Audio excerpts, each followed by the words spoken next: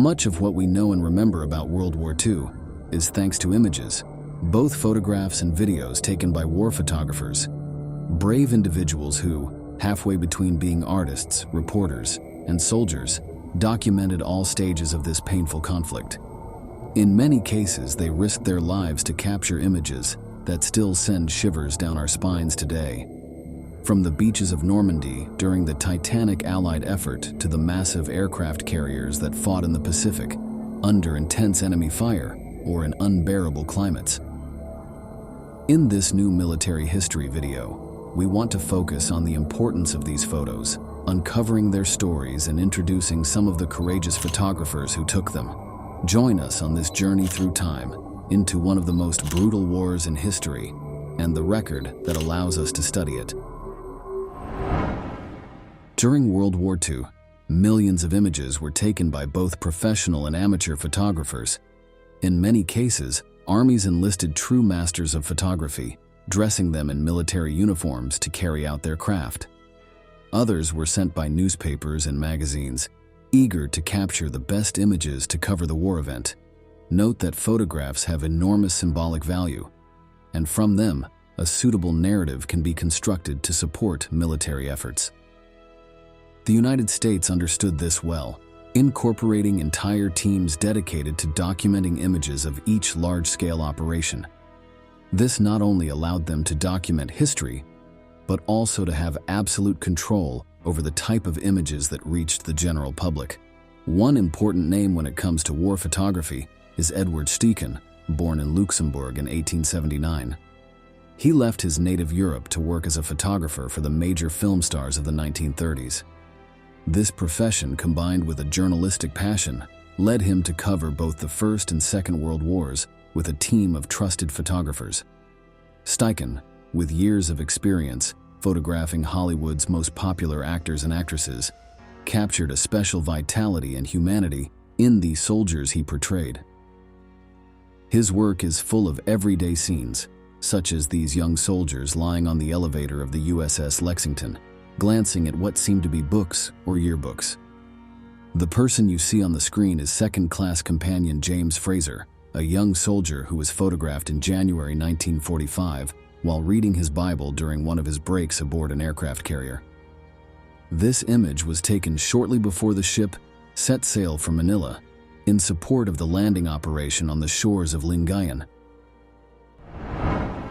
In that mission, U.S. forces faced the Japanese in a brutal conflict in the Pacific. These videos are the record of that monumental advance.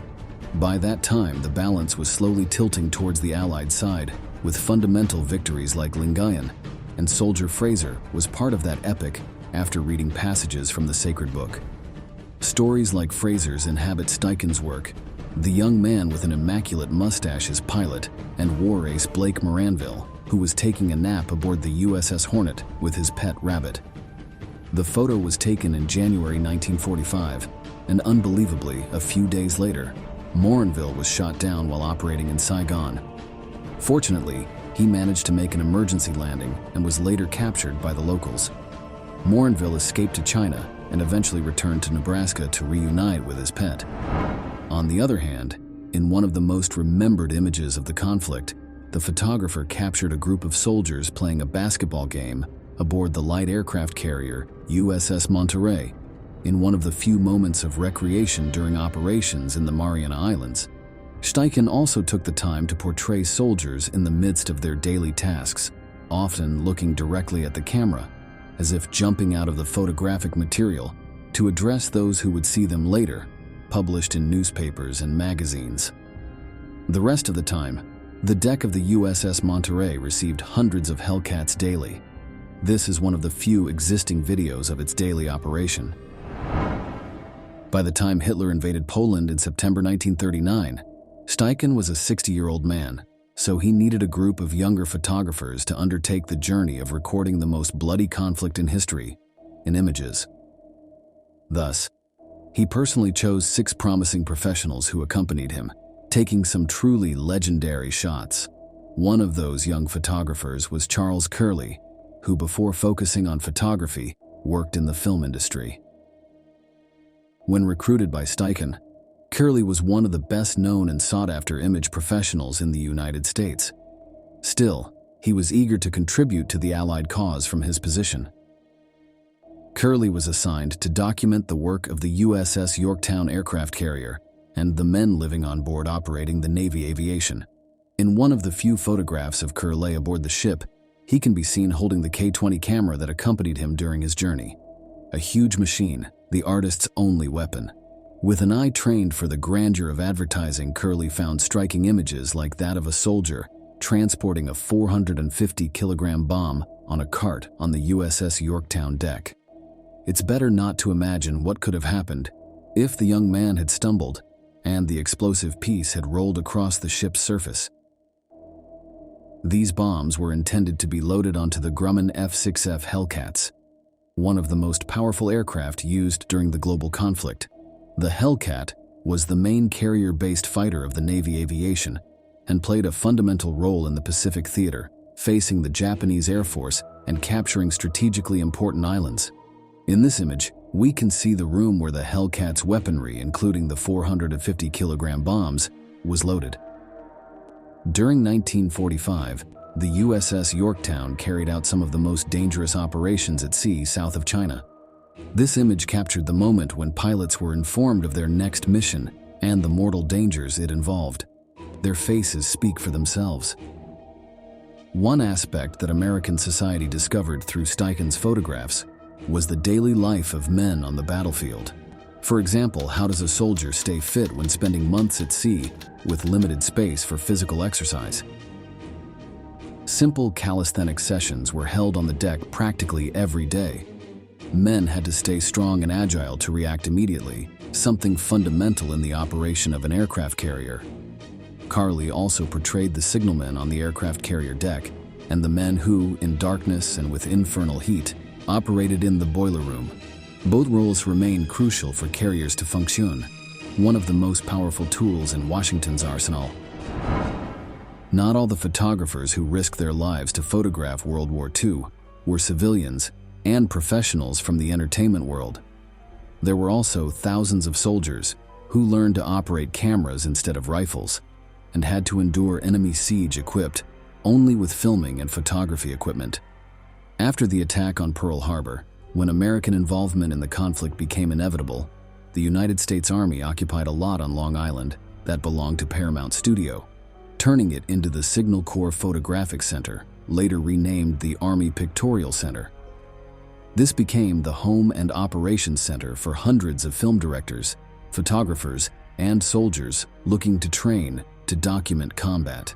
It was thus that images like this were recorded, where we can see the exact moment when a Japanese kamikaze pilot crashes into the USS Enterprise on May 14, 1945. Going to war armed with a camera has its risks, and many of the official and civilian photographers who attended the war died in it. It is estimated that out of a total of 1,400 photographers from the U.S. Army, 32 died in combat, and another 100 were seriously wounded. Professionals from magazines like Life faced a similar fate. Out of 21 correspondents, 5 suffered serious injuries and 12 contracted malaria. The collective efforts were not in vain. By the end of the war, the Army Pictorial Center had a collection of over 500,000 images of brutality and destruction, but also of camaraderie and humanity. One of the U.S. military photographers was Charles W. Bossert, the official combat photographer of the Coast Guard, who accompanied the troops during operations in Iwo Jima. Unfortunately, all of Bossert's photographs were lost amid explosions and gunfire. But history reserved a privileged place for him in this image, where we can see Bossert himself holding his 35mm camera destroyed by Japanese shrapnel.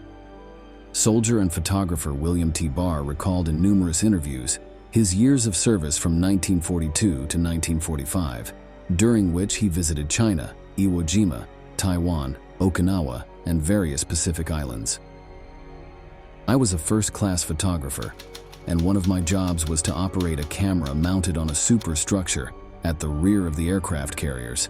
When the ships landed, many of them severely damaged, My job was to take a photo no matter what happened. That's how I recorded many accidental landings, some of which ended up in the military film The Fighting Ladies, Barr recounted. These images on the screen belong to the 1944 film, a war propaganda film that highlights the role of women and Pacific pilots in an impressive and colorful Technicolor film. In fact, in its credits, we can find the name of Edward Steichen as the general supervisor of the project. During his time in Southeast Asia, Barr captured some of the most brutal moments of the conflict, including this well-known photograph of a crash landing in which the TBM Avenger did not connect with the arrestor cable. The aircraft ended up crashing into the other planes parked on the deck.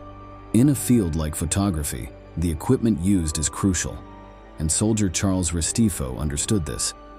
That's why, in numerous captures, he can be seen carrying the enormous PH-104, which allowed him to capture pristine and striking images. Even the military documentation of the young photographer survives to this day, although surely a professional like him would not agree to show such unflattering military photos. But a camera is only as good as the eye that presses the shutter button. Restifo had the opportunity to be present in Japan after the atomic bombs were dropped, leaving a chilling and unique record in human history. This destroyed terrain, where a few contaminated ruins still stand, is Hiroshima. Restifo obtained permission to photograph not only this place, but also several important events, such as the meeting between General MacArthur and Japanese Emperor Hirohito. This record is one of the most significant images of the end of the conflict, symbolizing the unconditional surrender of the last Axis power and the end of an era for Imperial Japan. We couldn't end this video without introducing you to one of the most important military photographers on the Allied side, Emil Edgren.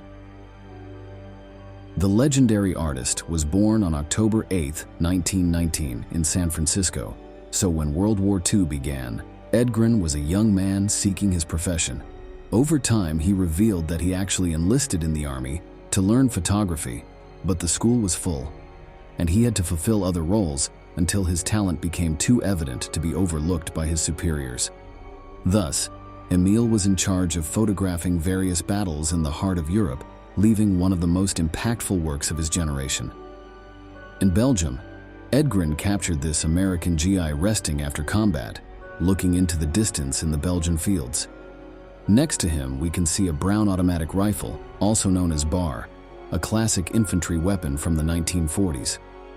It was in this European country that Edgren took one of his most famous photographs, that of a helmetless American soldier running at full speed through Belgian territory. The young man was part of the 82nd Airborne Division, carrying the legendary Tommy gun, one of the first platforms we could call a submachine gun, in his hands.